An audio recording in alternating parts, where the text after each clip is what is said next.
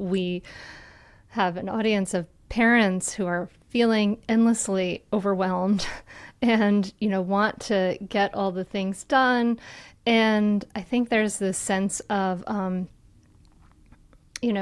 am I if I'm not getting all the things done, right? There's a sense of worthiness that is in question. Maybe if you're leaving things unfinished, or you aren't efficient, or you can't get all your things done. Is that something you were confronting?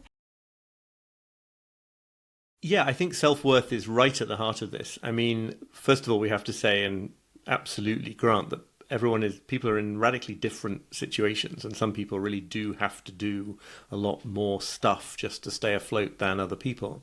Absolutely. But there is this kind of near universal thing of whereby you feel that just in order to kind of fully justify your existence on the planet, you have to do an amount of things that is essentially impossible for anybody to do. And that doesn't go away just because you might be a more affluent person than someone else, or you might have more help than someone else, whatever it is, right? It's like there's some sort of dynamic that means that you always end up feeling that you're at the edge of your capacities, no matter what sort of changes you make to your life. And I think that's a really deeply human thing. I think it's all to do with our discomfort at being limited. I think it's definitely made worse by the sort of culture and economy that we exist in now. And I think a lot of this is just made a lot more vivid through parenthood. I always feel like we've got a son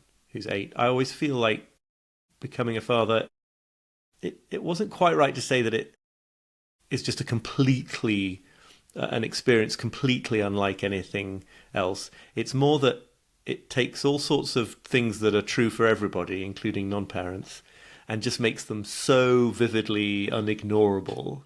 Starting, obviously, with the sudden disappearance of 2/3 of your discretionary time at minimum, right? But Mm-hmm.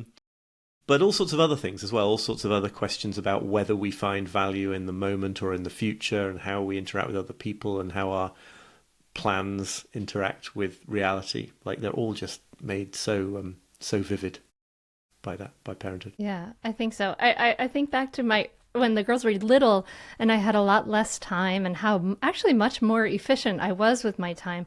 I feel like I've given myself permission to have rest and ease, because I know that's good for me, and I know that's good for me as a parent, as a person, and the way I show up and things. Um, Now I'm worried I'm getting a little lazy, though. I like my rest and ease too much.